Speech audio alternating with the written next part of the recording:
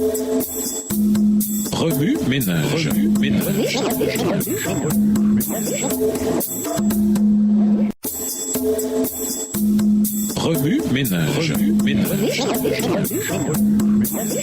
Bienvenue à notre émission Remue ménage. Voilà la leçon de mercredi. Créer les bonnes conditions. Invité. Dieu veut que nous jouissions d'une excellente santé mentale et que nous connaissions le vrai bonheur. Pendant son séjour sur la terre, Jésus a accordé une attention particulière aux personnes qui, affamées et fatiguées, avaient besoin de nourriture et de repos. Matthieu 14, verset 20, Luc 8, verset 55, Marc 6, verset 31. Il a à cœur de fournir des conditions optimales pour la santé de l'esprit et du corps. Dans son livre The Hacking of the American Mind, le docteur Robert Lustig présente 4 bonnes habitudes qui peuvent contribuer à améliorer la santé sociale, émotionnelle et mentale. Premièrement, connectez-vous à des gens en présentiel. Trouvez des moyens significatifs de passer du temps ensemble en vue du bien-être de chacun. Restez en contact, parlez, écoutez, résoudre des problèmes, jouer et profiter de la vie ensemble. Apporte au cerveau humain la stimulation sociale dont il a besoin. Rangez vos appareils électriques et ne les utilisez qu'au besoin. Par-dessus tout, gardez du temps pour vous connecter à Dieu. Genèse 3, verset 8, Exode 25, verset 8. Deuxièmement, contribuez au bien-être de vos semblables. C'est là une clé importante pour une bonne santé mentale. La Bible nous dit que le christianisme véritable, sain et vivifiant implique de prendre le temps de considérer les besoins des autres, de chercher à donner de son temps, de ses talents et de ses ressources pour soulager la souffrance humaine. Matthieu 25, les versets 34 à 40.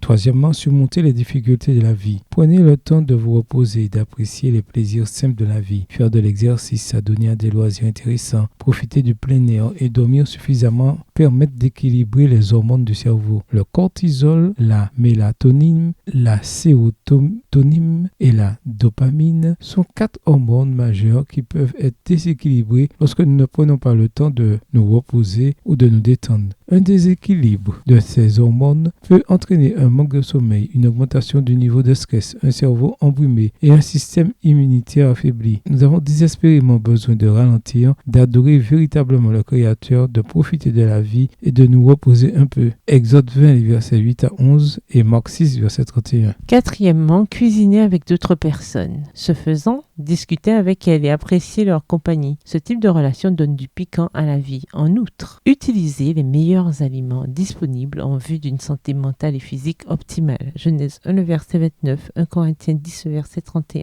Le régime alimentaire idéal est le régime à base d'aliments complets et de végétaux. Il fournit les vitamines, les minéraux et la nutrition générale nécessaire. Les cultures qui vivent le plus longtemps dans le monde se nourrissent de fruits, de légumes, de noix, de graines et de céréales. Reconnaître le lien étroit que Dieu a créé entre l'esprit et le corps nous permet de créer des habitudes qui donnent à notre esprit les meilleures chances de s'épanouir. Beaucoup d'entre nous sont comme le prophète Élie, épuisés et découragés. Ils ont besoin de l'essentiel, un bon repos et une alimentation de qualité. Nous pouvons nous engager à suivre notre corps en sacrifice, vivant dans l'adoption d'un monde de vie sain. Dieu peut remodeler notre esprit pour qu'il reflète son image. Romains 12, verset 11. Remue ménage, méditez de nouveau sur 1 Roi 19.